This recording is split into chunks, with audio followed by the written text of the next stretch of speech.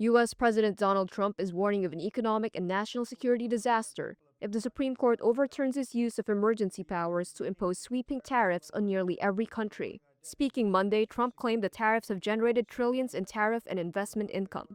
The numbers were reported so incorrectly.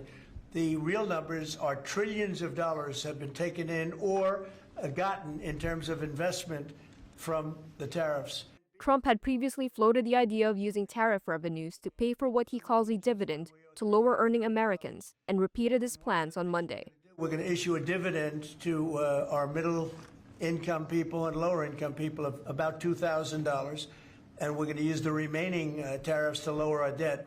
During last week's oral arguments on the tariff case, Supreme Court justices cast doubt on Trump's authority to impose tariffs under the 1977 International Emergency Economic Powers Act, which contains no references to tariffs. Justice Amy Coney Barrett suggested it could be a mess for the courts to administer refunds to U.S. importers who have paid tariffs that were declared illegal. Trump took issue with media reports about the amount of duties collected that the government might have to repay if the Supreme Court agrees with a lower court that Trump's sweeping tariffs were illegal. So they're not giving the right numbers. It would be an economic disaster. It would be a national security disaster if we lost the case in the Supreme Court.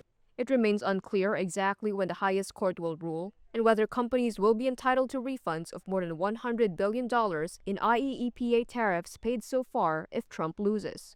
The tariff debate comes as Trump's poll numbers have slipped in recent months, with growing public frustration over inflation and economic uncertainty, driving voters toward Democrats in recent elections. Yet Trump hailed what he called a decline in inflation since he took office, arguing that food prices and energy prices were coming down and inflation would be down to 1.5%, quote, pretty soon. But government data shows tariffs continue to push up costs for everyday goods, from clothing and furniture to appliances and sporting gear. Consumer prices rose 3% in the year through September, slightly higher than the previous month.